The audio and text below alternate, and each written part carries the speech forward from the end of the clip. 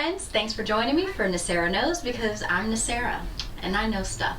So today I'm talking about one of the most important things for and on this planet, recycling. It's a fairly simple concept which isn't always so simple to follow, me included. Now maybe you know that plastics are recyclable, but did you know that different types of plastic are recycled in different ways? And maybe you're just too darn hangry to even think about where that delivery pizza box goes. But do you know what to do with soiled cardboard? The EPA estimates that 75% of our waste is recyclable, but we're only recycling 30% of it. Shame on us. But it's not entirely our fault.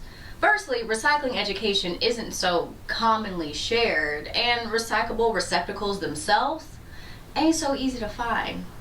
More than half of Americans feel they don't have access to recycling, particularly young people or those in low-income neighborhoods, which I can totally attest to when sometimes it takes me hours to find a recycling bin in the city.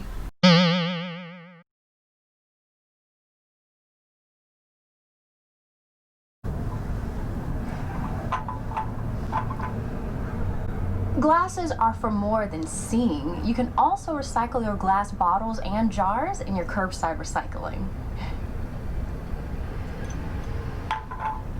Paper and cardboard. So that includes magazines, newspapers, printer paper, notebook paper, cereal boxes, mail, paper towel rolls, and of course, never forget your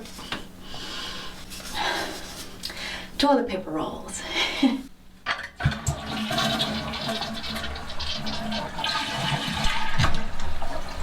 Cartons like your egg cartons, your food and beverage cartons are very easily recyclable, but they are also very easy to reuse in a number of different ways. You can use them for storage, you can put potting soil in them and make new plant life. You can also even use them for little arts and crafts, like my little whale friend here.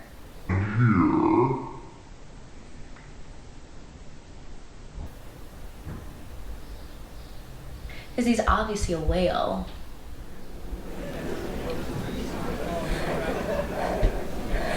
I got a joke for all of yous. Knock knock. Who's there? Stubborn Bill. Stubborn Bill? Who? A stubborn Bill who was ready to make some change. Stubborn Bill. I'll be here all night, folks. I'd recommend saving your change for your piggy bank.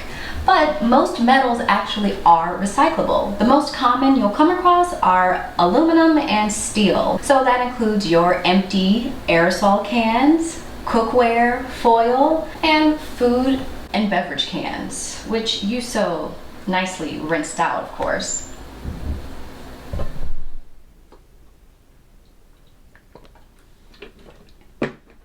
Whew. I'm gonna need the hydration for this one. Plastics. Now, plastics are put into categories of hard plastics and film plastics. Plastics are probably one of the more complicated of the recyclable materials. So complicated, in fact, that they're organized into resin codes, which I'm sure you've seen before, but probably just paid no attention to. And I would get into it, but you know, this video is supposed to be quick and dirty. So instead, I'll start off with hard plastics, which are your bottles and your containers. Those will go into your curbside recycling program.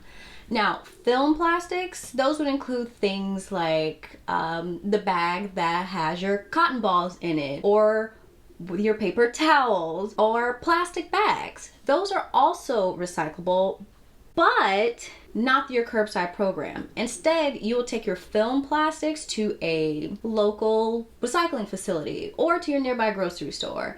And no, I know what you're thinking. Like, who is this annoying lady in this video making me go all out of my way? But I can assure you it's actually not that complicated or inconvenient. I've been going to the same grocery store for 2 years before I realized that I was walking right past a bin for film plastic. So it's actually not that hard. Well, hard like this hard plastic. Now those are the basics of recycling. Remember to keep in mind that each state has its own rules, so it might be helpful to do just a little bit of research to find out how to more efficiently dispose of products in your neighborhood, such as batteries, electronics, car oil, or yard trimmings.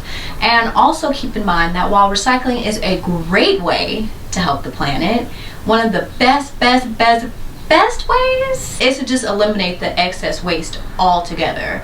So that would include bringing a reusable mug to your coffee shop, or maybe reaching out to your internet provider to see if they can perhaps stop sending you 892 promo mailings a week about providing you faster service.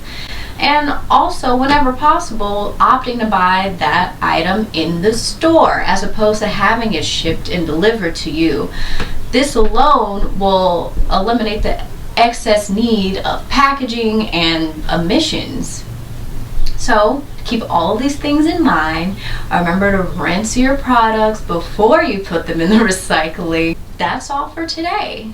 See you next time for Nisarah Knows.